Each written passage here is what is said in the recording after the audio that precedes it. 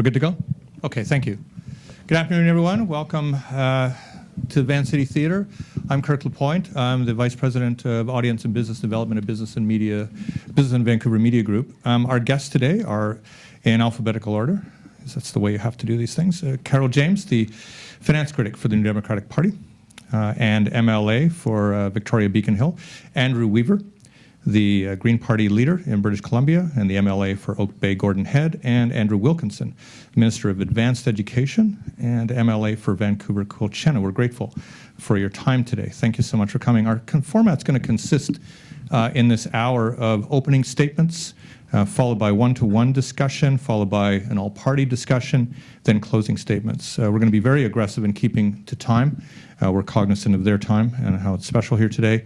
So we want to complete the event in about an hour. We have specific questions. Of course, the debate today is broadly on the economy, but we have agreed upon topics of housing and real estate, taxes and spending, energy and resources, and technology. The parties are aware of the topics in advance, but not, of course, of the questions. So my colleagues, Haley Wooden and Tyler Orden, are going to conduct the discussions, and I'll be the ruthless timekeeper for the day. I want to start with opening statements, though, of 90 seconds from each of you. And we're going to start first off with Andrew Weaver.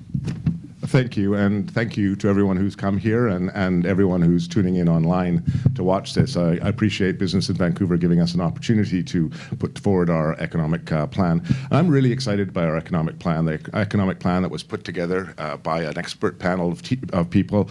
We have in Victoria access to talent like second to none. The riding I'm in is the home for many a retired civil servant from across Canada, former deputy ministers. And our policy and platform was built from the bottom up, using and engaging these people into a fully costed platform that actually puts people first. And as one economist, Lindsay Tedds from the Department of Public Policy at the University of Victoria said, our party should be called the Economist Party, a party that actually bases its principles on sound economic principles that actually recognize that our taxation system needs to move away from one that's regressive to progressive, one where we need to move away from boutique tax credits or regressive one-size-fits-all taxes to a much more progressive system. I think people will be excited to read our platform. I encourage them to go and see that at bcgreens.ca/platform, and I look forward to the questions and interactions with my colleagues here. Thank you very much. Carol James. Thank you, and thank you to all of you. Thank you to Business in Vancouver for putting on this event. We are incredibly fortunate to live in British Columbia. I truly believe that we have all the assets needed for a progressive, strong economy. We have people from all parts of the globe who are connected to our global economy, which is a huge opportunity and advantage. We have entrepreneurs. We have immigrants who brought their skills and their talents here to share with us in British Columbia. Unparalleled natural resources and environment that is second to none and is the envy of the world.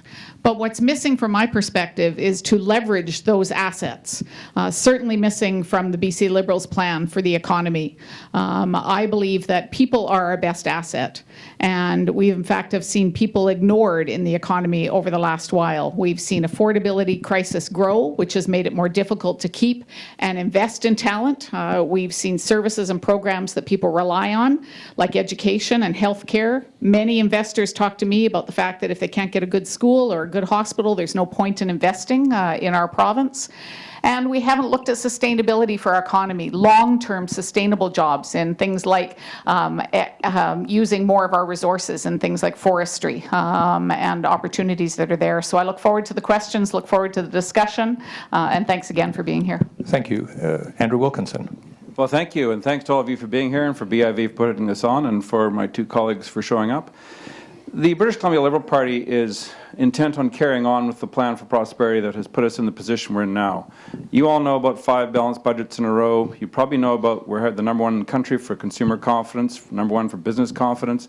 We just had a report out from Bank of Montreal yesterday saying our fiscal management has been exemplary, and we're on track to be the top performing economy in British Columbia for the next 2 years at least. So British Columbia is on a roll. We've got the lowest unemployment in the country. In Victoria, it's down to 3.5%. It's never been that low before. And so we're looking at an economy that is the most diverse in the country and has great prospects for growth. My own Ministry of Advanced Education puts $2 billion a year into making sure that British Columbians have every fair chance to be the very best they can be by being highly skilled And we're looking at an economy that's got 1 million job openings in the next 8 years, 700,000 of those from retirements. And so we'll be working toward the goal of providing educated, high-quality workforce to build into this economy. And I think it's illustrative that just yesterday the NDP spokesperson of the moment said that the resource economy is a dinosaur economy and should be phased out. I mean, this is ludicrous when we've got such a successful, diversified economy. And we had the NDP just the other day saying that they would have accepted a softwood deal that would have put 1/3 of the forest industry out of business in this province. So it's a pretty clear choice. We've had sound fiscal management, a very strong economy in British Columbia. We can continue with that, or we can take a gamble in an increasingly protectionist environment with an aggressive American government that can cripple this economy if we don't play our cards just right.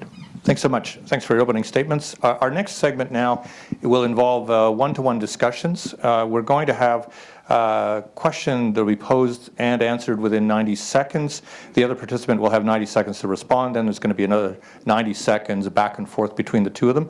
So we'll go essentially in 3 different pairs here in the next segment. Our first pairing will be Carol James and Andrew Weaver, followed by Carol James and Andrew Wilkinson, and then Andrew Wilkinson and Andrew Weaver. My colleague Tyler Orton will be the first one, or pardon me, Haley Wooden will be the first one to start with this. So Haley, you can start. Thank you very much. Our first question is for Mr. Weaver. One of the issues facing the technology industry here in BC is access to later stage funding. So beyond angel, seed, or incubator funding, how would the BC Greens support later stage technology funding for businesses in BC? Well, thank you for the question. In fact, the barriers that I have been told, and I have met with many, many, many tech CEOs, are getting the ideas off the lab bench to the market. It's early on. It's people spend a lot of time trying to get that first $50,000. There are federal programs, IRAP and others, that we would match here using British Columbia money to ensure that we can get those ideas off to the next level. The problem we have in British Columbia is we have a situation whereby you get to the stage where you've got the angel investors. The next level, you end up getting bought up and taken down to the States. For many people in British Columbia, that's what their goal has been. Unfortunately, it has been to take it to the multi-million-dollar company, sell it off, and it goes down to the States. We believe that what needs to happen here is we need to encourage these companies to actually stay in Canada, maintain head offices in Canada, maintain offices in Canada, and there's a way in if you're able to actually set the environment, set the signal to market that this is the place where tech business is going to happen here. This is the place. You can actually keep it attracted here. We don't need to worry about Silicon Valley because, frankly, with Mr. Trump there, Silicon Valley is looking to us, and we need to be there waiting for them to come. Thank you very much. Ms. James? Thank you. I think we've got huge opportunities, and we've seen it in British Columbia over the last while, to be a real leader when it comes to technology and when it comes to the high-tech sector. And in fact, I think it's one of those industries that has done well despite the government, not because of the government, from my perspective. One of the areas that we have really focused on is providing opportunities for those tech companies to actually bid in on much of the technology that is done in government right now goes to large corporations outside British Columbia, in fact, outside Canada in most cases. There aren't opportunities for companies to be able to join together and put in common bids to be able to meet the size of the contracts of the RFPs that the government is putting out.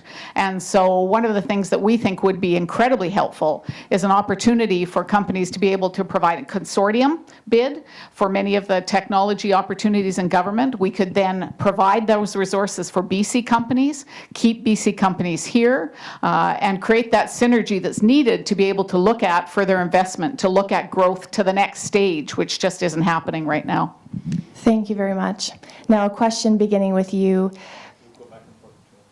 Okay. Well, thank you for this. I recognize that you're using government procurement to actually guide the tech sector. We, of course, would do the same. But the tech sector is scared of an NDP government. They're scared of the fact that you don't have a costed platform. They're scared of the fact that there's big loopholes. They're scared of the fact that you make policy up on the fly. Mr. Horgan simply makes it up on the fly. And they're scared that you don't have a fiscal future or framework that actually gives people trust. How do you respond to the tech sector? How do you think you can encourage them to stay here when they're scared scared to death of an NDP government. Well, in fact, that's simply not true, that they're scared.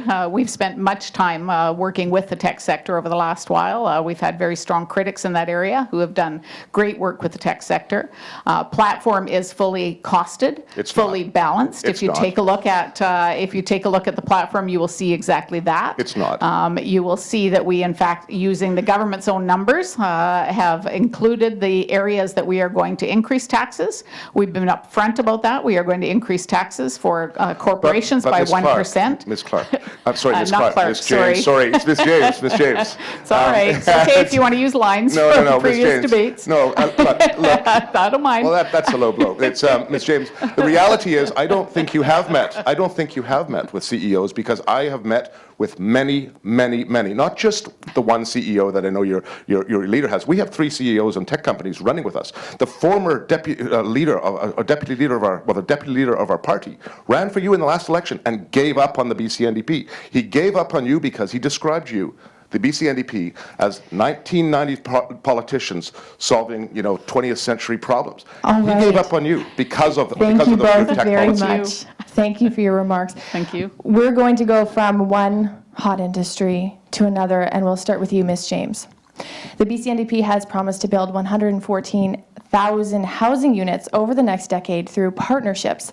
What are these partnerships, and if elected, what specific measures would the BC NDP take to ensure that these units make it to market?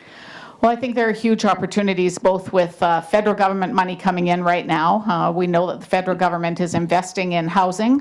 We also know that municipalities are putting aside, and we've seen an example in my own area, in the Capital Regional District, where municipalities are putting funds aside.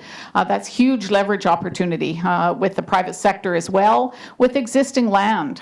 When we talk about building 114,000 units, that's over a period of 10 years, and that's actually put together with the BC Co-op Housing Association and the BC Rental Housing Association, who have done a study of the amount of housing that will be needed to deal with the backlog from the provincial and federal government bailing on affordable housing back in the late 1990s. And those are the numbers that we'll take to play catch up. We're talking about everything from land trust, where in fact you may be able to build affordable housing. People can buy the house, but the land stays in a public land bank, so that you then have mobility in the system, because part of the struggle right now is there is no mobility for people. They get into housing and they have to stay because there's nothing else affordable for them to go to. So a range of housing, from micro-housing to co-op housing to using land banks, will provide an opportunity for the biggest crisis, in my view, in this province. Thank you for your remarks, Mr. Weaver. Over to you to respond. Well, thank you. I mean, the reality is that housing affordability is an issue that you also let drop the ball here in Vancouver. I was, again, the first person in the legislature to raise it. It took the NDP several years to actually recognize that there was issues in speculation. You started to raise it. You made good hay of it. That's great. But the reality is, you do as I say, not as I do. Let's look to Burnaby, an NDP mayor with an NDP council doing renovations in Burnaby, creating an enormous social problem. We put very specific legislation in place. Very, very substantive social problem being created in Burnaby because the developers are funding the mayor just like they fund you too. You don't have clean hands on this. The only party that has clean hands with this are the BC Greens. Over to you to discuss. Thank you. Thank you.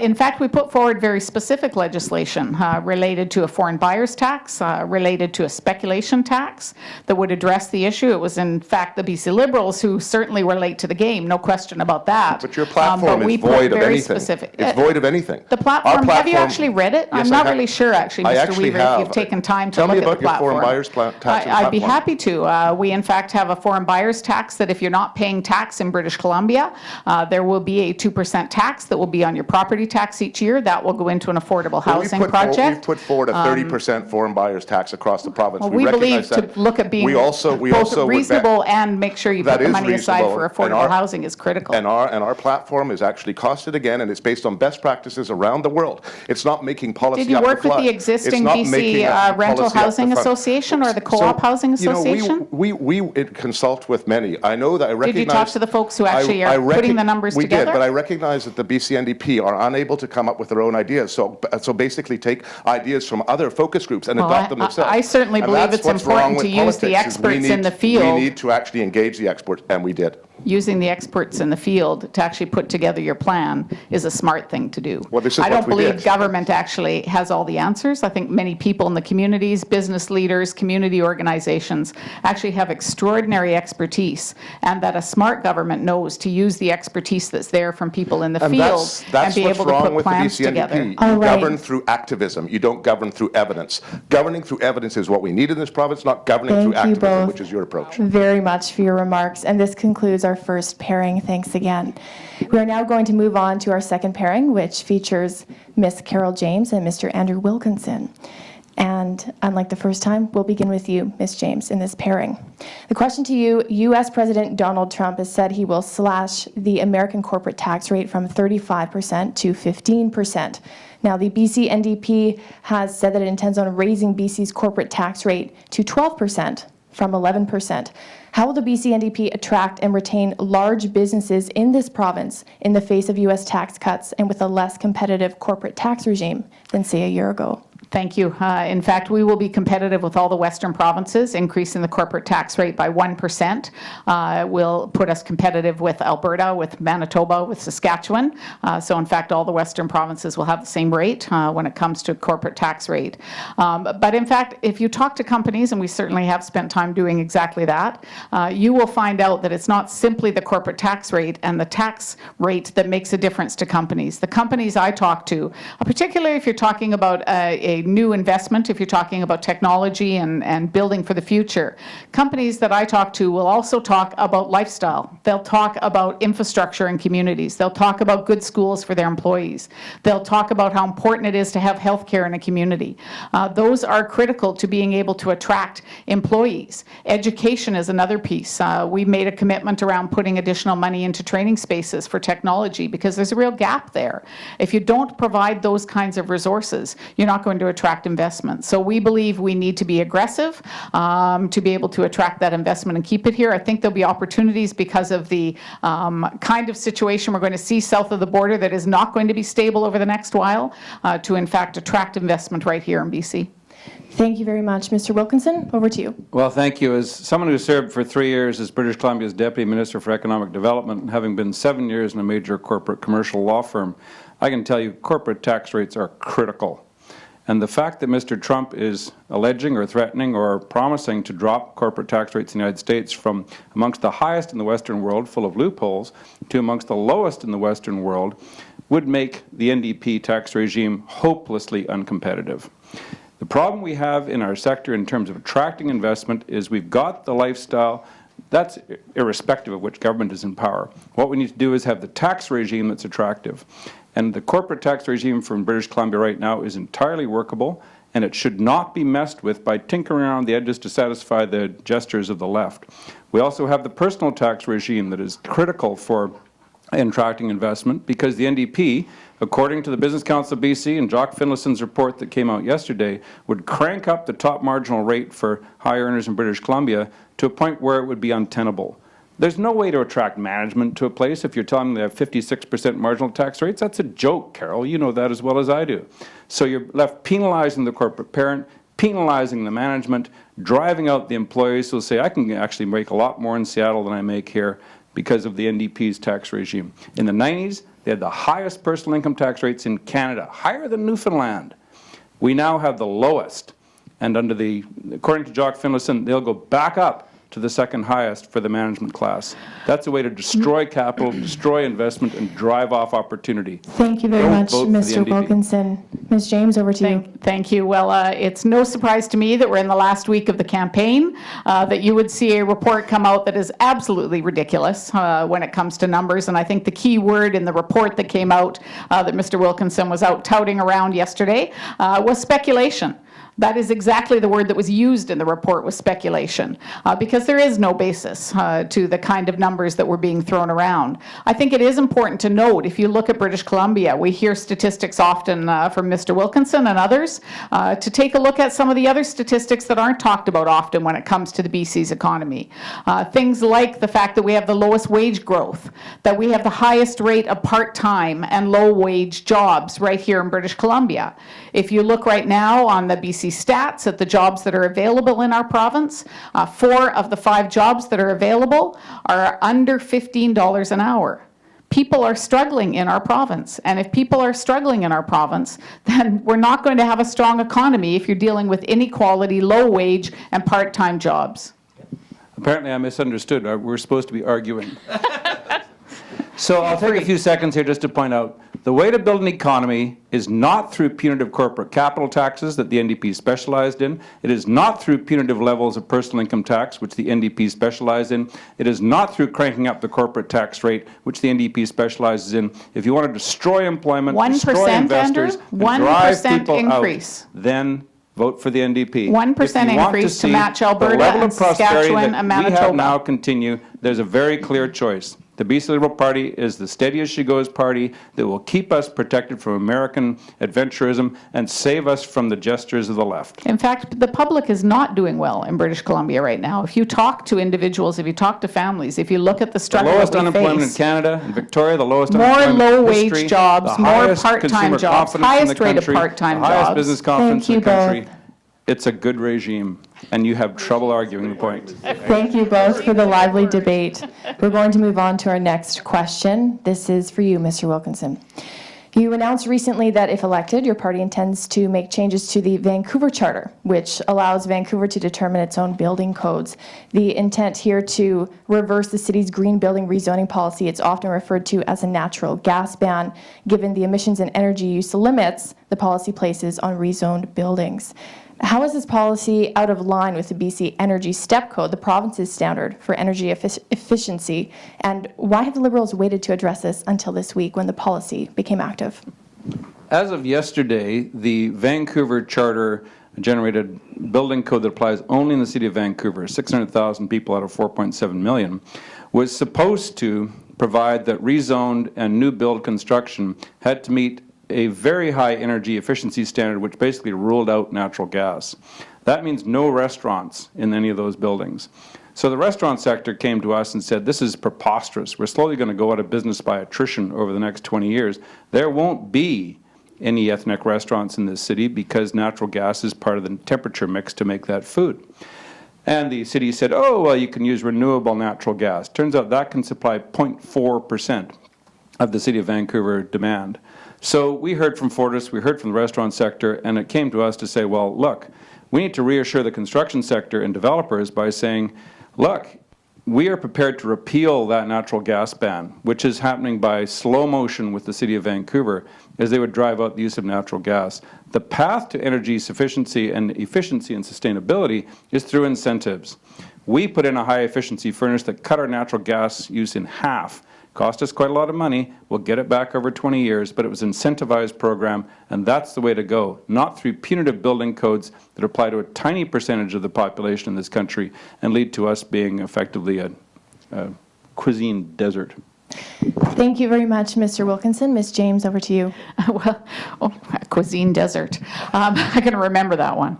Well, I think there is no question that the timing, the fact that this issue was brought forward by Mr. Wilkinson in the last week of the campaign is very clear timing. If this was an issue and there are concerns and issues to be raised, why wouldn't the government talk to the City of Vancouver and talk about the concerns that are there?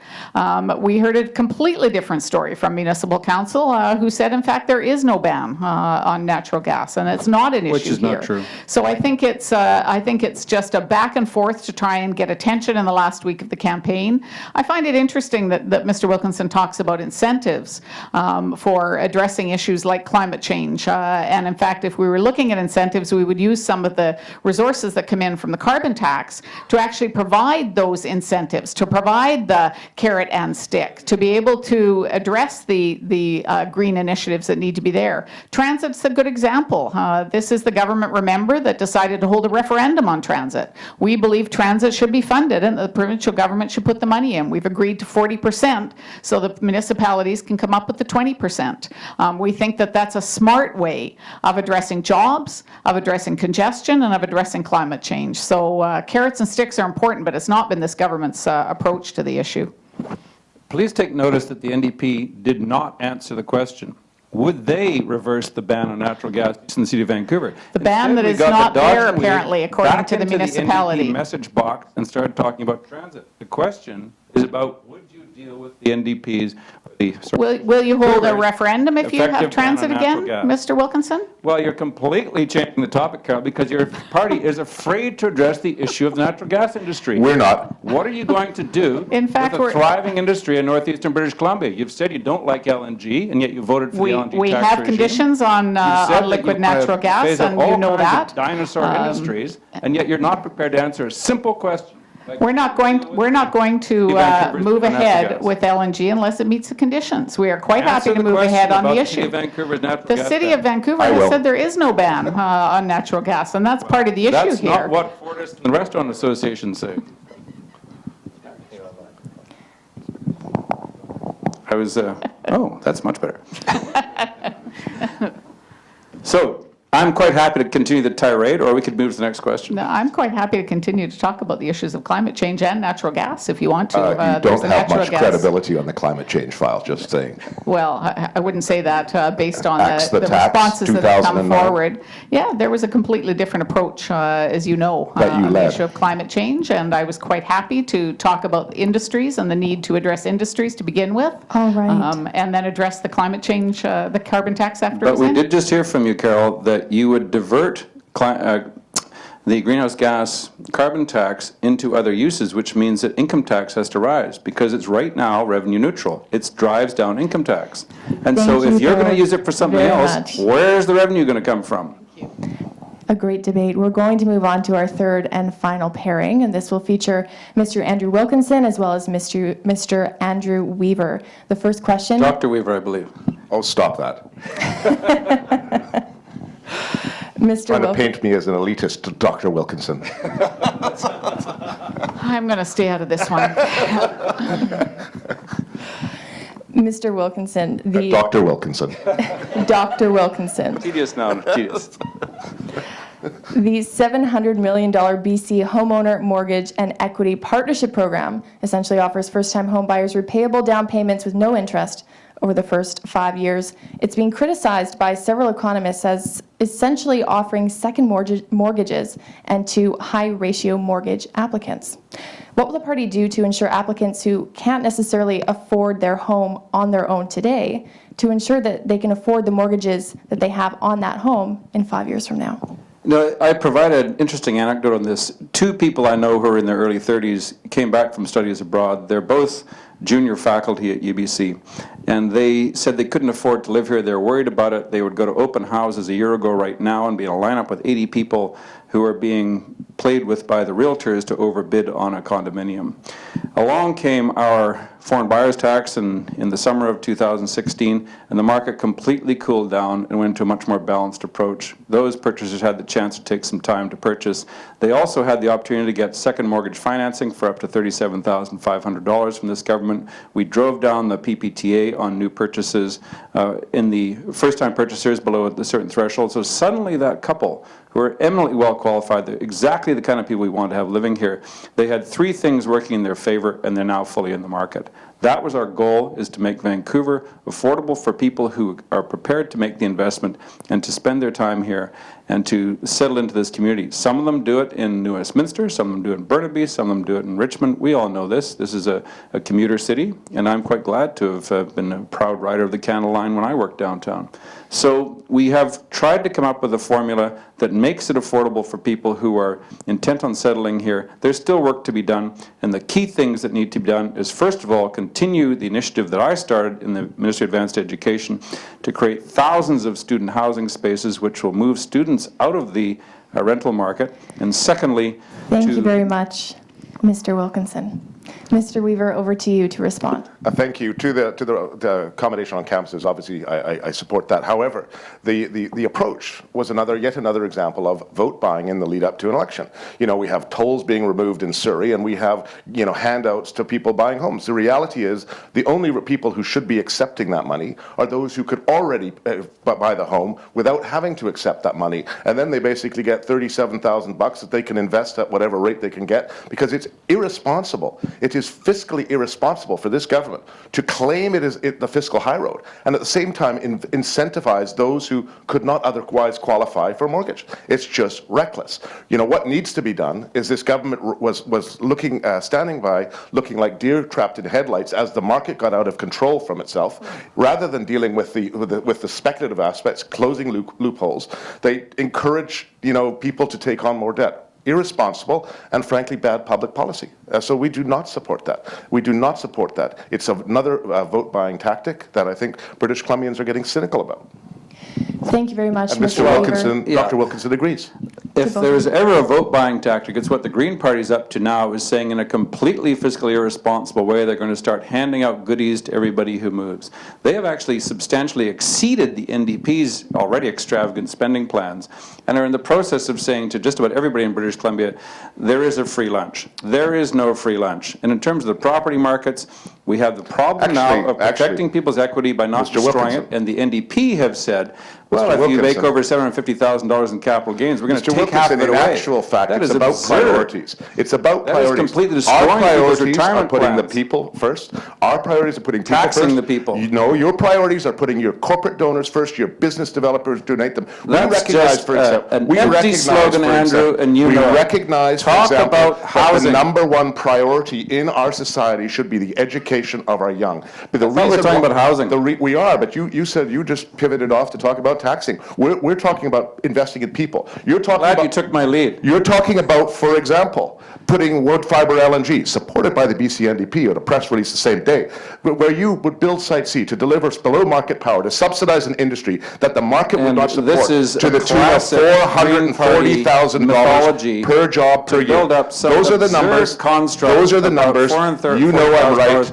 I've been Power on straight record for from this for Site 4 C years. to wood fiber. I'll This stand is rest my case there. absurd, Andrew, and you know it perfectly well. The population of British Columbia has tripled during my lifetime here. It will continue to grow. Demand for electricity is going to grow substantially. I'm driving electric cars, so Thank are you you. both. Well, Once we get 2.5 million electric cars, the demand will be there. It's fascinating. Yeah, they like to get credit for 200,000 jobs too. In the same argument, the population you. has grown and created Thank those you. jobs. You're right. Thanks. Thank you both very much. We're going to move on to our final question of this pairing and of this round, and that's to you, Mr. Weaver. Your party has pledged to eliminate medical services plan premiums within 4 years. MSP premiums generated $2.5 billion for the province in the last fiscal year. That's equal to more than a quarter of all personal income tax collected by BC. How would your party replace that lost revenue, and would it involve taxing higher income workers? Well, thank you for the question. This whole issue has made it into the election campaign precisely because the BC Greens said 3 years ago that we would eliminate MSPs. We've had flat regressive MSPs in BC since the 1960s. NDP governments, Liberal governments, and SOCRED governments before them have all had a chance to deal with it. We said we'd deal with it, and the reason how we do it is copy the Ontario model. The Ontario model has a healthcare premium. It's progressive, not regressive. Right now in Ontario, if you earn slightly over $200,000 a year, you pay $900. If you earn nothing, you pay zero, and it's progressive in between the two. So what we do is we recognize that system retains the money that is there, but takes it in a progressive system, and it also respects the fact that across British Columbia, collective agreements that unions have negotiated have had MSP as a costed benefit. Our plan actually recognizes that and would allow it to remain a costed benefit. But our plan actually saves the BC taxpayer hundreds of millions of dollars because we no longer need to have the debt collection. We no longer need the monthly mail-outs. And we actually will receive the money because of the fact that the federal government every year looks at our tax return and would collect the progressive amount. This is how they do it in Ontario. It's progressive, and we save money, and we would eliminate the red tape that has been brought in under both of these governments in doing so. Okay, Now, thank you. Dr. Mr. Weaver actually has the integrity to say what they will do, and they will raise taxes. The NDP is playing... Sorry, we're not raising, that's just a falsehood. We said that we would keep it exactly the same way as now, except make it progressive. That's not raising taxes. That's saving the taxpayer hundreds of millions of dollars. I didn't interrupt you during our minute, please. Well, this is the clash part we're supposed to. No, it isn't actually. Well, it is, but okay. Mr. Wilkinson has a chance to respond, and then we'll move on to the discussion. Yeah, we'll fight later. But the working premise here, of course, is that employers have been paying the majority of MSP fees. Unless you're self-employed, the employer generally pays them. But the workforce is not nearly as unionized as Dr. Weaver suggests, in that most of the working population are not unionized. They do not have a collective agreement. Right. So suddenly they'll say, well, it used to be my law firm paid my No, suddenly my they'll MSP actually fees, have and now more money I'm in their being asked to pocket. pay out of No. my Suddenly You're they'll have- assuming that they have the bargaining power to No, deal with their employer in that way. it's just simply incorrect. And this is the Mr. kind Wilkinson, of university professor lines that you get drawn on know the map that don't actually work. You know full well that our plan is identical to Ontario. It eliminates the need for those monthly mail-outs. It eliminates the need for students coming back from working abroad to getting I credit. apologize. We're going to go back to money. Mr. Wilkinson to finish his response, and then we'll begin the discussion. Mr. Wilkinson. Discussion. So once again, I have to point out that you have a choice that's very clear in this election. We have said that we will keep income taxes stable for the next 4 years. The NDP are playing this dodge and weave game where suddenly they have $1.5 billion required for a childcare plan that might not exist for a decade. They have $1.7 billion to account for the MSP. They have hundreds of millions of dollars in bridge tolls, $216 million in a rental subsidy they'll hand out at $1 a day. So suddenly we have a $6 billion hole in their operating budget, and yet they say they won't raise taxes. This is preposterous. The Green Party, to their credit, at least put things on the table and have extensive spending plans, but they do attempt to account for them in tax increases that they're proposing. Thank you There very is no much, free Mr. lunch. Wilkinson. It is now open to both of you to discuss. Thank you, and sorry I interrupted. I did think we were on the clash period earlier. I'm used to it from you.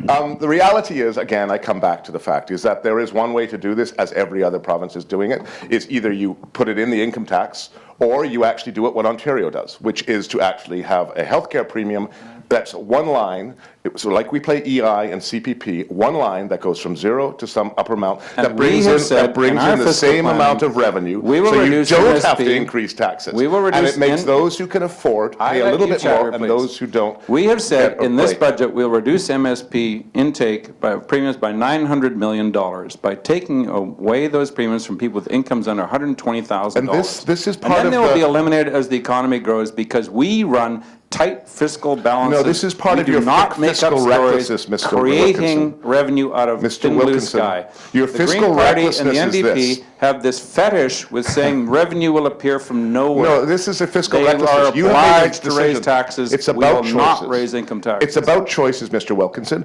We came into an $800 million windfall this last budget because of an out-of-control real estate market and development that's going up and down Cambie Street and everywhere. With five bad budgets Let me in a finish, row, we Mr. have a Wilkinson. pretty good fiscal record, Mr. Wilkinson, well, first of all, you've doubled the debt on your watch. The windfall that you did should have been used to actually address the problems that were created by affordability. Rather than investing in affordable houses, you do yet another cynical political trick to try to claim that you're somehow saving people money and giving And them we back. are It's taking the cynical and it's $900 not million realistic. that was related to the PPTA he's talking about and putting it into 4,900 Thank you, housing gentlemen. units for people with disabilities and for seniors. We're doing real housing.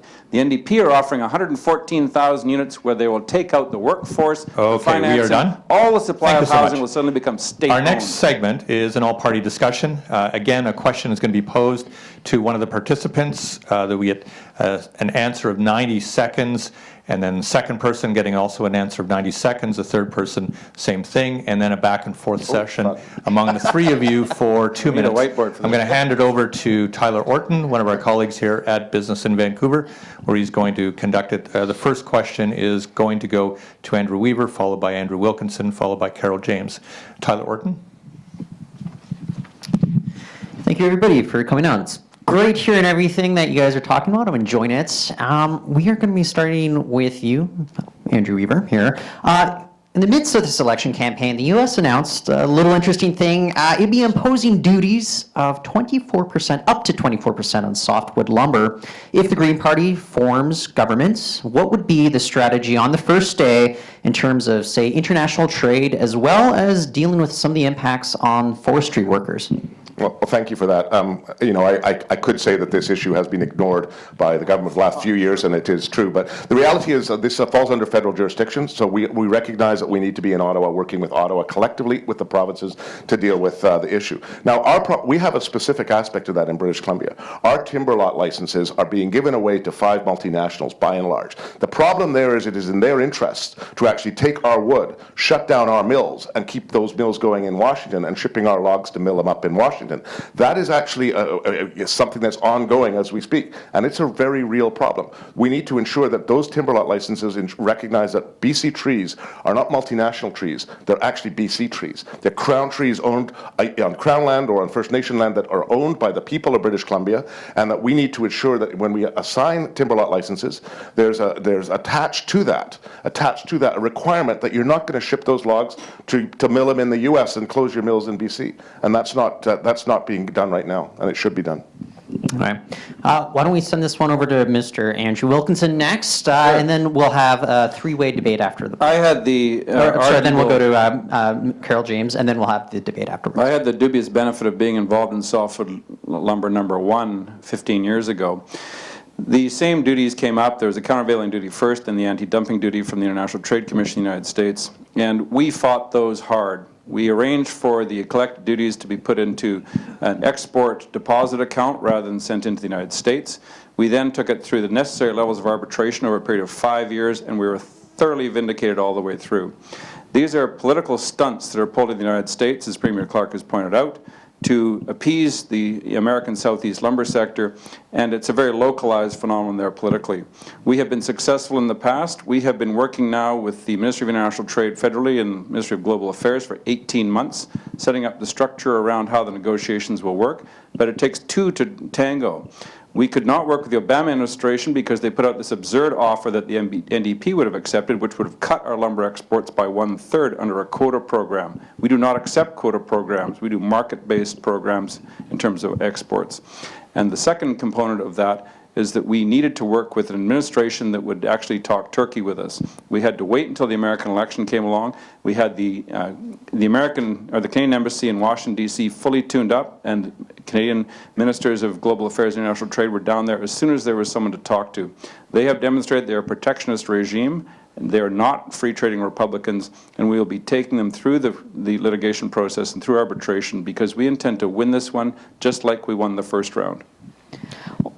Yep, we'll go to Carol James now. Thank you. Mr. Wilkinson described a process of years of work to be able to address the softwood lumber agreement, and I wish that that kind of energy had gone into the fight that we have now, because in fact it has not. That is simply not true. We'll wait Carol James is speaking. speaking. The Premier spoke out when we reached the election and hasn't gone down to visit Washington and build those relationships. If Mr. Horgan went to Washington, we'll wait for You'll Carol James. have your to talk opportunity to. in a minute, Andrew. You'll have your opportunity in a minute.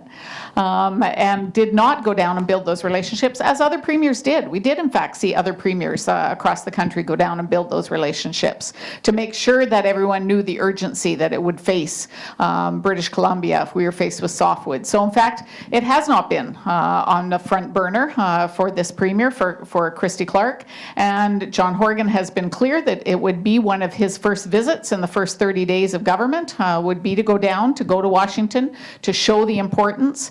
We need to stand up for the industry, and I'm sure we'll get into discussing forestry later, but I'd also like to talk about the need to re-energize that industry through actually utilizing the timber here in British Columbia, which will also provide a counterbalance to some of the fights that are going on right now. Okay, I'll let all 3 candidates take it away here. So right away we see the shallow, simplistic non-answer from the NDP about how to address an international trade dispute. If John Horgan goes to Washington, he will get out of the cab at the Canadian Embassy and say, what do I do now? It is a federal to federal negotiation. I say standing up for where British the provinces Columbia have is to something go pretty and work important with for the a federal premier of the government of province. Canada to deal with the United States government. The idea that you jump on a plane and go to Washington and meet Mr. Trump is laughable. He'll be one of those goofballs at the fence at the White House. It's critical to show the people of British Columbia that you are standing up for the lumber industry. We have shown the people of British Columbia that we succeeded the first time. How many We are mills now out of the mill closed? How towns, many and jobs have been lost John in this Horgan has province? been north of the 50th parallel, north of Cache Creek, once in this campaign to minor events in Mr. Williams Lake Wilkinson, Quesnel what did because you he do has most no recently interest with in the the resource Merritt industries mill, when that the his Merritt mill supporters closed down? have been talking about as dinosaur industries. We do not see our resource industries as dinosaurs.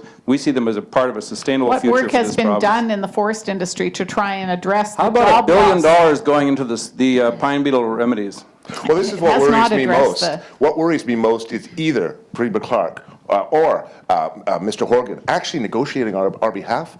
It would be like the lightweights going into Washington. That's You why know, we use I look at high-end this and American law I firms, can't the Minister of imagine International Trade, Mr. Horgan and senior standing up deputy and ministers. negotiating with these people. I mean, he's so far out of his depth, it's staggering. And Ms. Clark, That's too. outrageous It's statement, Ms. actually, it's Mr. Ms. Weaver. Clark That's as well. an absolutely It's Ms. Clark outrageous as well. statement You know, to to make. just be used by these What people. We need experience have you strength to had go- in the This forest is a industry, Mr. Weaver, that you trivialization believe and you would dismissal take? of the entire provincial and federal civil service who have performed Exactly, exemplary work. exactly. So the 28,000 people working for the government of British Columbia are not competent And to the do this. people of this province I'm need to know that supportive they of have the- a of the leader civil who service, will yes. stand up for the forest industry. It's not in this about province, and standing we have up, not- it's about being informed and actually not just chest beating. It's about I offering would solutions. actually say that, in fact, Offering standing up solutions. is a big issue, along with solutions. People have to see that you believe in the forest industry, Well, not and simply for the we are past, focused on doing but for things the that present work and the because future, we've which done is this the plan before we and put we've Mr. done together. Horgan would before. have mentioned the softwood lumber industry at least Manufactured- once in the legislature manufactured in lumber. the last 4 years that I've been here, and he hasn't. Mr. Weaver, He you're simply taking the hasn't. Liberal line I now. took Would in you the like line, to go but back and take a I look, checked at it. the I number did of check questions it. We're that gonna come up? wind this up, and we're gonna get on to another feisty debate in just a few moments here.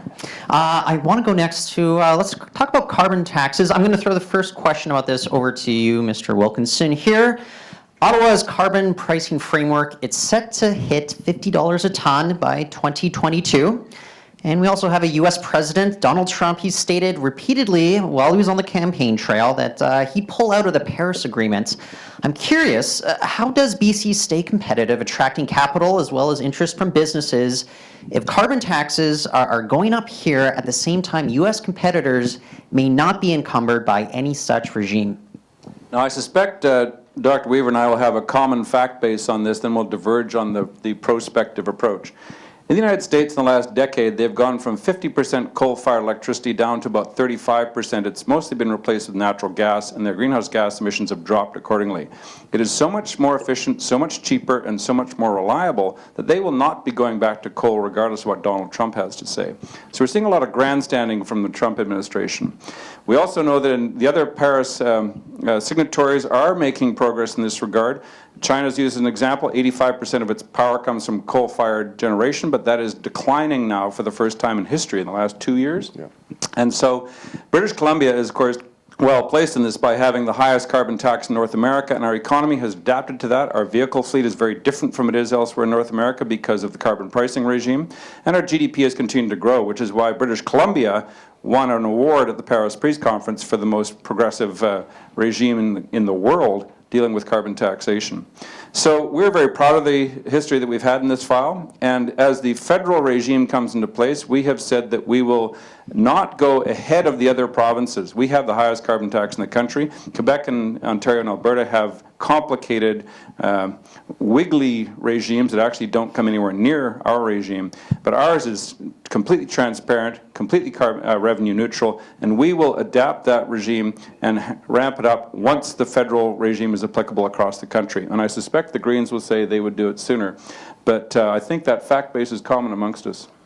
Okay, well, why don't we jump over to Mr. Weaver, then you can address that question. I agree. The fact base leading up to the statement about leadership is something we agree with. Of course, the rest of the world is decarbonizing. Mr. Trump can't get out of the Paris Agreement because even if he thinks he can't until 2020, but his second term, which he won't get. So the reality is the Paris Agreement is here. The Paris Agreement has been very clear. If we want to meet our Paris target, essentially we need to start decarbonization now. People who signed the Paris Agreement either didn't know what they were signing or they should immediately start decarbonization. Inconsistent to go down the path with LNG. Inconsistent to go down the path of expanding fossil fuel construction. So when Mr. Campbell, who was the one who got the award, this present mix of government tried to get credit for the leadership of the previous administration, and that was when I was on the climate leadership team back in the day, and I know full well that Mr. Campbell got this problem and put in place policy measures that you cynically ran a whole campaign against to try to actually deal with this issue. issue. He got the award. His government got the award. So the reality is we believe that when he recognized this opportunity, $30 a ton was $30 leading British Columbia. It led to the innovation of a whole sector in our economy. We believe that leaders lead. We want to continue lead. Trudeau's taking it $50 a ton. You're going to get there. You're going to get there the same way. We want it to be 70 because we want BC to benefit from the opportunities that this challenge that actually offers. I'll ask Carol James to take this away as well. Thank you so much. And I think it's interesting that, in fact, there was another climate leadership team that was put together by Christy Clark over the last while. The team came forward with, in fact, a very good report on a number of climate initiatives that needed to be taken, and then were completely ignored by Christy Clark. The report came forward, and the Premier, in fact, said, thanks, no thanks. I'm not going to use it. We have endorsed that climate leadership report. We think it's a good report. We think it provides a good path Complete ahead. reversal from your 2009 position when you won You that. just We'll just will wait, have we'll your just wait. We can opportunity have in a the debate minute. in a moment. You'll have your opportunity in a minute. And we've endorsed that report, and we will act on it. There is a piece in that report, and it's important from the public's perspective to recognize that as the carbon tax increases, it does become more unequal, so that people who are low income, in fact, pay proportionately more, and that has to be addressed as you're increasing the carbon tax. And so we have said we will bring in a carbon credit so that low income earners won't be hurt as the tax becomes more unequal as it increases. So we address the affordability issue for families, and we address the climate change issue, which are both critical to be addressed in this province. In actual fact, you have not endorsed the plan because the whole plan was predicated on one statement, and it says it in the plan, that this entire plan is predicated on the fact that you must increase the carbon tax at $10 a year starting next year. You're not doing it. We're doing it the year after, and we are going to increase it to the federal level, which was part of the... No, it was not, and you know full well it wasn't, which is fascinating. And in fact, you haven't adopted the plan because your plan, yet again, is you have a plan to reconvene a committee to come up with a plan to introduce a plan. In fact, like you have on the MSP, committee has like you a have on plan. everything else. The committee put But forward why a do you- plan that we have said if they are put that we forward, will why are you gonna follow reconfigure- forward with why- it. why do you want to Their reconvene the timeline committee? provided the opportunity to make sure that you reach the federal government number, which we will. It's a It bit will rich be there. to even have this discussion with you about climate policy because the reason why I'm in politics is precisely because of your cynical axe the tax cap paid. Well, Mr. And the Weaver, NDP cannot be trusted.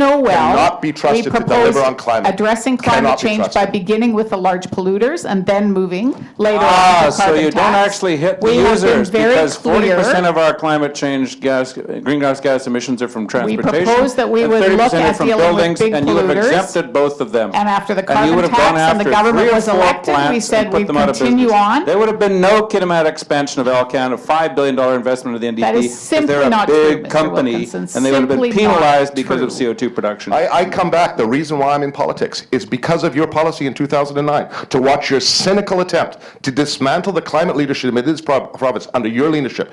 You think we can trust the BC NDP on that? No. You ran an entire fact, campaign Ms. on Axe the Tax. That As was I one of the said, most Mr. cynical Weaver, there things was a- I have ever seen in British Columbia There was politics. an alternative. And I told my students for the And last the carbon 10 tax years is about now exactly that. here, and we have put forward our climate action plan that has been endorsed. In fact, there are members of the climate action team who have endorsed that plan, who have supported the direction we are taking. The who chair of the support Climate fact Action that we've got- Secretariat in the BC government is the one who put our climate action plan together. We actually have 30 years of knowledge that is based into the climate action plan. You have And one Mr. woman Weaver, are you standing up and addressing the endorse your plan. affordability We're into the home issue for stretch now, families? guys. Of course we Are you are. addressing- No, I haven't seen anything specific on the affordability issue We're- for we're families gonna on ask carbon one tax. last question. Read our That the platform. NDP I will have- take away the We're done with this round neutrality for of now. the carbon tax and raise your taxes. Okay, guys. Wonderful. Okay, last question. We're going to start with Carol James. This is about technology here. The $100 million BC Tech Fund, well, it's being managed by a company headquartered in Toronto that Crazy. agreed to open an office here in Vancouver. And of the 3 investments so far that Kensington Capital has made, well, 2 have gone to 2 BC firms, and 1 has gone to Toronto-based Lumira Capital, again, agreed to open up an office here in Vancouver. With these Toronto firms asserting so much influence here on BC taxpayers' money, how would you put more control of the BC Tech Fund into the hands of BC fund managers, investors, and tech entrepreneurs? Well, this comes back to the point that I raised in the beginning when we talked about technology, is the importance of making sure that opportunities are there for BC firms. Much of the RFP process the government has put together in the area of technology and made a complete mess of, I have to tell you. There are, I think, 10 tech projects that have been dealt with by government that have been complete messes, have either had to been completely thrown out, have gone way over budget, have not worked. But if you take a look at the RFP process, there aren't opportunities for local firms to bid in because those RFPs are put together in such large amounts that it's large international companies that are bidding in on them. We need to provide opportunities for BC businesses to create consortiums, to be able to come forward, to be able to bid on those contracts, because that keeps the jobs here in British Columbia, it develops the talent here in British Columbia, and it provides an opportunity for our own local companies to grow so that they in fact will be able to be those larger companies, which is exactly what's missing in the tech field right now. I want to throw that question to Andrew Wilkinson right now. Yes, you'll notice that the NDP don't have any answer to the question which is about venture capital. She talked about procurement, which has nothing to do with it. So, VC. Venture capital is something that is anathema to the NDP because it means you have fund managers coming in who get paid performance bonuses depending on the outcomes of the investments. It requires patient capital, and there was a dearth of patient capital in British Columbia 3 years ago, and the BC Technology Industry Association came to us, to me actually when I was the tech minister, and said, we're concerned about the second layer mezzanine financing, what can you do? We put together a $100 million fund which is destined to be part of a fund of funds which requires expertise in management, and so there was an RFP process that went out to deal with the kind of abuse we would have taken from these two parties if there hadn't been an RFP. And Kensington is actually working closely with local VCs, which are smaller, to make sure that the money is adequately and appropriately deployed in British Columbia. There will be investment milestones throughout the fund's lifetime, and as the two other people may or may not know, these are 8 to 10 year processes where it requires patient capital because they generally go underwater in the first three or 4 years, and then the investments that do pay start to pay off. And that is the goal, to get that mezzanine financing in place so that British Columbia tech companies can prosper. And we've been successful. Okay, why don't we throw this to Andrew Weaver now? Thanks. The BC tech companies have been successful despite your government, frankly. And to be perfectly blunt with the NDP, our deputy leader, Matt Toner, who ran for you in Vancouver Falls Creek, quit the NDP. He's a CEO of a tech company because you have no tech policy. So we recognize that this is the foundation of the 21st century economy. Our new and emerging economy platform was endorsed, as I mentioned earlier, yesterday by Dave Crisco, the former founder of Club Penguin, one of the leading tech companies in our province. We have 3 CEOs of tech companies running with us. We recognize where the problems are. The problems are, frankly, a lot of it's red tape. They're getting those ideas off the lab bench, through the incubators, into that first level. You know, the access for funds, we have these good ideas dying on the lab bench because people are filling out their forms, trying to get that first 50,000. We recognize that but it actually is true. You should go and talk to the CEOs of the tech companies. Small business venture We'll open it capital up. program. He has just a few more seconds. We also recognize that what's important is skills training, is that the tech companies in BC are crying out for talent. So we have a heavy investment in terms of bringing, you know, the colleges, the students into the tech companies to provide assistance, to give them experience and also give them a future labor force that they're so desperate to get right now. Why don't we open it all up to all 3 candidates here? I think the good Dr. Weaver ignored the fact that the Small Business Venture Capital Program has been an enormous success, is used as a model across Canada, and we have recently doubled the available tax credits in it, which provide for investments. I think it's up to $60,000 for an individual, and the appropriate tax, no, it's $200,000, $60,000 of tax credits. Up to 25 investors can go into a single firm for a $5 million angel investor fund, which gets companies off the ground. The issue that came to mind 2 years ago I want to come back to the was venture affordability capital, issue around which was keeping taking people here in British the Columbia. companies into the next level, where they would require higher levels of financing so they could get beyond 10 or a dozen employees. So when And you that's have what the we had head of done. Hootsuite And now we're going to speaking hear about forward the and NDP saying- because they don't care about capital. They think Actually, companies don't need Mr. capital Wilkinson, because the reason government I'm will raising provide affordability everything. is if we are not Government able will to keep provide talent here in the- British Columbia, we government will will not have provide the high-tech employees, companies. government will provide the We will not housing for have the housing plan. opportunity to be able Government to will look at provide venture all the capital or procurement. to be able to look You at tax cannot rates. run a tech company as an isolated phenomenon in a jurisdiction of 4 million people. Tech It has companies to work need on a larger infrastructure. basis. Tech companies It needs need a larger affordable market. housing. They need to have the infrastructure available. that's why we They introduced the need the programs we spaces have. at post-secondary, which are not there.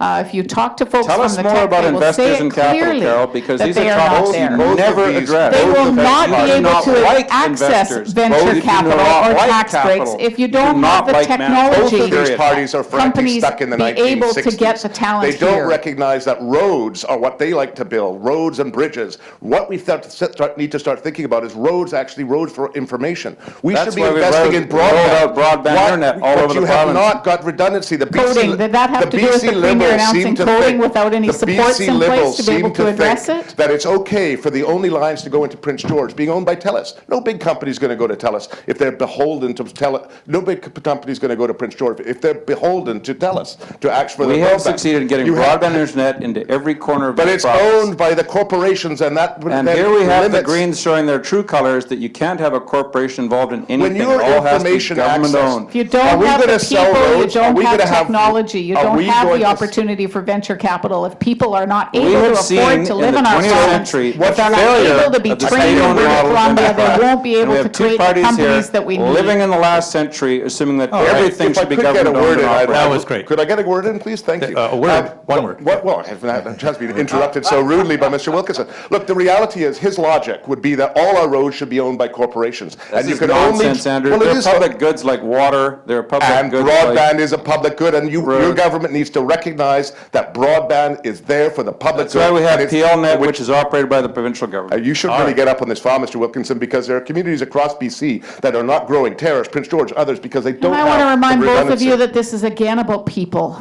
And Of that's what's course. been missing in the discussion, that's what been missing in the Liberal government, is the fact that if we don't provide opportunities for people to reside in British Columbia, to stay here, to afford to would be able to take stay here, we will affordable not income have tax rates, any kind of manageable corporate income tax rates, and a balanced BC budget. Green government. 1%. None of which will 1%. exist under the NDP. But it would under a BC That's Green why government. 50,000 skilled people left British Columbia in the late 1990s, because the NDP made it We have the untenable highest for them to debt work in level this in economy. any province right here in Carol, British you Columbia. The continually highest personal avoid debt answering the level. questions. That is exactly the issue that public These are are the facing. I'm NDP so messages. excited You may about a BC ignore Green the government issues. coming up, and I'm You hoping may your ignore listeners the will affordability see it as well. It's a very All right, exciting let's- opportunity here. Let's all just take look what we're gonna let's- get rid of. Let's take a deep breath, shall we? Oh, it's having fun. It's such all an right. opportunity for change. That here was a in great BC. exchange. Thank you so much. Thank you very much, Tyler, as well. Now for our final statements, again by draw. Our final closing statements will be 90 seconds, uninterrupted, I might add. And our first closing statement will come from Andrew Wilkinson. Well, thank you. And thank you all for coming out tonight. Thank you to my colleagues for conducting this in such good humor. And I think it's a tribute to the state of our democracy that we have three mutually respectful parties who can haggle these things out on a stage like this, and you were given a clear choice on May the 9th. That very crystal clear choice is between fiscal adventurism on the part of the NDP with a $6 billion hole in their platform based on their inability to actually state what they're going to do and their complete reluctance to say that they will have to raise taxes. In contrast, we have our party, which is prepared to commit to a 4-year freeze on changes in income tax, to maintaining our corporate tax regime, and to maintaining balanced budgets, which mean that you get to decide how to invest your funds and how to employ people and how to work your life into a better state. The Green Party, I have a lot of respect for Andrew Weaver. We have a kind of jocular relationship, and I also have a lot of respect for Carol because she's been working hard on her side of the house. But the Green Party is still, to be blunt, green. They are still figuring out how government works. And you Please don't interrupt. And the regime that they are offering is free lunch for everyone and probably either massive deficits or an increase in taxes that is untenable. So coming back to the reality check, we will fight the Americans in softwood lumber and we will win. We will continue to invest in the tech sector with 1,000 more graduates in computer science and engineering and a further 1,000 after that. We will continue to invest in campus residence spaces to free up the rental market. We will continue to make the kind of billion-dollar-a-year investments that my ministry has made in our higher education institutions to get them the facilities they need, to crank out the graduates that we need, to replace 1 million employees in this province so that we Thanks so continue to much. have the best fiscal performance in the country, combined with the best opportunities, the lowest Thank you very unemployment, much, and a Mr. regime that Wilkinson. leads to prosperity. Carol James of the NDP, you have about 90 seconds.